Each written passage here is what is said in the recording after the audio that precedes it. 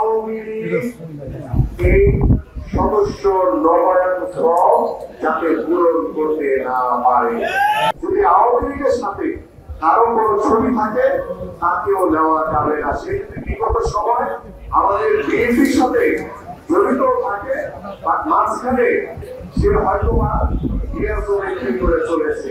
ওই করা চলা কোনো নেতাদের আমাদের দরকার নাই। আপনাদের কাছে আমি আহ্বান করব যে আপনারা যদি ঐক্যবদ্ধ থাকেন, সতর্ক থাকেন এবং আজকে যারা বাংলাদেশের থেকে বাংলাদেশের বিরুদ্ধে ষড়যন্ত্র করছে, এখন পর্যন্ত আওয়ামী লীগের প্রেতাত্মারা দোসররা বিভিন্ন রাষ্ট্রীয় প্রতিষ্ঠানে মহান তবিয়তে বসে আছে। গণমাধ্যমেও যারা আওয়ামী লীগের দোসর হিসেবে কাজ করেছে, এখন পর্যন্ত তারাও কিন্তু গণমাধ্যমের বিভিন্ন জায়গায় মহান তবিয়তে বসে আছে। আপনাদের সকলকে আহ্বান করব যে আপনারা সকলেই সতর্ক থাকবেন, কারণ তারা নিজেরা দেশি বিদেশি সকলে শত্রুতা বলেন কিংবা ষড়যন্ত্রকারী বলেন, তাদের সহযোগিতা নিয়ে তারা দেশের ভিতরে একটি স্থিতিশীল অবস্থা তৈরি করার চেষ্টা করছে। আমরা যদি সকলে ঐক্যবদ্ধ থাকি, বাংলাদেশের মানুষের বিরুদ্ধে আর কেউ কোনোদিন কোনো ক্ষতি করতে পারবে না ইনশাআল্লাহ।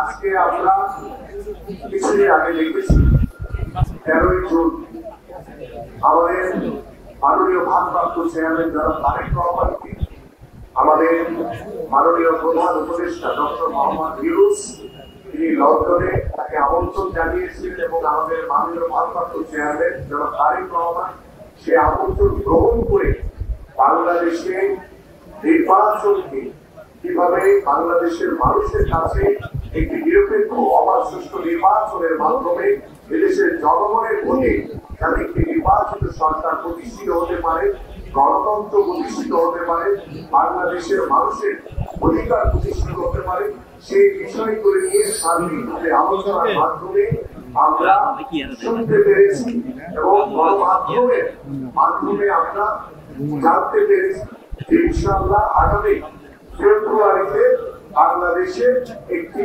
অবাধ সুষ্ঠু নিরপেক্ষ নির্বাচন অনুষ্ঠিত হবে এবং সেই নির্বাচনের মাধ্যমে এদেশের সাধারণ মানুষের ভোটে বাংলাদেশে একটি দীর্ঘ প্রায় ১৭ বছর পরে নির্বাচিত সরকার প্রতিষ্ঠিত হবে।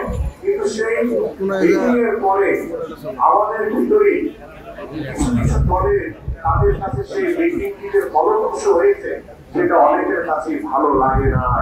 তারা ভালো না লাগার কারণে তাদের মন খারাপ, তারা মন খারাপের কারণে তারা বিভিন্ন মিটিংয়ে তারা অংশগ্রহণ করছে না, তাতে কিছু আসে যায় না। কারণ বাংলাদেশের জনগণ সবার আগে, বাংলাদেশের মানুষের মতামত সবার আগে, সেটাকে গুরুত্ব দিয়ে বাংলাদেশ জাতীয়তাবাদী দল বিএনপি রাজনীতি করে এবং ভবিষ্যৎও করবে ইনশাআল্লাহ। এবং পাশাপাশি আমরা সকল নিজ নিজ এলাকায় যারা আওয়ামী লীগের দোষর রয়েছে, ষড়যন্ত্রকারীরা রয়েছে, তাদের বিষয়ে আপনারা সকলেই সতর্ক থাকবেন। প্রিয় নেতৃবৃন্দ, গত 17 বছর আওয়ামী লীগ যা করেছে, আওয়ামী লীগ যেভাবে দেশের জনগণের উপরে যে প্রভাব বিস্তার করেছে, যে জুলুম করেছে, নির্যাতন করেছে, আমরা ঠিক তার উল্টাটা করবো। আমরা এদেশের সাধারণ মানুষের ভালোবাসা নিয়ে, আন্তরিকতা নিয়ে, বন্ধুত্ব নিয়ে, ভাতৃত্ববোধ নিয়ে আমরা আমাদের নিজ নিজ এলাকার সকল কার্যক্রম চালাবো, সকল প্রতিষ্ঠান চালাবো, প্রত্যেকটি সাধারণ মানুষের মতামত দিয়ে আমরা আগামী একটি সুন্দর সমাজ করবো, একটি মানবিক বাংলাদেশ করবো। এবং আজকে যে সদস্য নবায়ন যে কর্মসূচি, এখানে ইতিমধ্যে আমাদের পূর্ববর্তী বক্তারা বলে গেছে, প্রথমত হচ্ছে যে কোন আওয়ামী লীগ এই সদস্য নবায়ন ফর্ম যাতে পূরণ করতে না পারে, সকলেই সতর্ক থাকবে। এবং এটি কিন্তু কোনো নতুন সদস্য পদের বিষয় না, নতুন কোনো সদস্য সংগ্রহের বিষয় না, এটি হচ্ছে গত 17 বছরে যারা বিএনপির পক্ষে বাংলাদেশের গণতন্ত্র পুনরুদ্ধারের জন্য বিএনপির পক্ষে যারা আন্দোলন করেছেন, সংগ্রাম করেছেন, যারা ত্যাগ স্বীকার করেছে, আমরা সেই সকল লোককে সবার আগে এই সদস্য নবায়ন করব এবং সেই সদস্য নবায়নের মাধ্যমে আমরা একটি পরিচ্ছন্ন যারা যোগ্য যারা ভালো লোক আমরা সেই লোকগুলোকে আমরা বাছাই করব যারা ভবিষ্যতে যাতে আমাদের মাননীয় ভারপ্রাপ্ত চেয়ারম্যান যারা তারেক রহমান বলেছেন যে আমরা ভবিষ্যতে স্বচ্ছ পরিচ্ছন্ন নিরপেক্ষ সুষ্ঠু ধারা রাজনৈতিক পরিবেশ তৈরি করতে চাই যাতে ভবিষ্যতে কোনো স্বৈরাচারে জন্ম না হয়। এই জন্য আমাদের ভালো লোক যোগ্য লোক দরকার।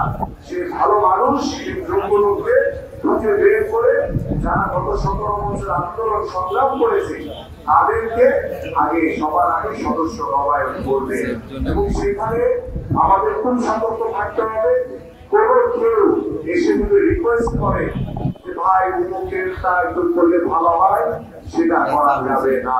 সেটা যাচাই বাছাই করে যদি আওয়ামী লীগের সাথে কারো কোনো ছবি থাকে তাকেও নেওয়া যাবে না। সেই বিগত সময় আমাদের বিএনপির সাথে জড়িত থাকে বা মাঝখানে সে হয়তো করে চলেছে ওই করা চলা কোনো নেতাদের আমাদের দরকার না। আপনারা সকলে সতর্ক থাকবেন কারণ বিএনপি অত্যন্ত সুশৃঙ্খল ঐক্যবদ্ধ এবং এদেশের জনসমর্থিত একটি দল। তো আমি দেখি বলবো পরিশেষে যে আসে আমরা আজকে যে সদস্য নবায়ন কর্মসূচি উত্তরা আজকে আমাদের আমরা সকলে একজন একজন পরিমাণে আমাদের নেতা কর্মীরা রয়েছে তারা সদস্য নবায়ন করবে এবং সদস্য নবায়নের তারা সতর্ক থাকবে এবং সদস্য নবায়নের জন্য অবশ্যই সবার কাছে টাকা করে দেবে। কাউকে 20 টাকা ছাড়া সদস্য নবায়ন করবে না, ঠিক আছে? আর এটা একটা দায়িত্ব বোধ, এটা একটা দায়িত্ব বোধ আমরা এই করছি।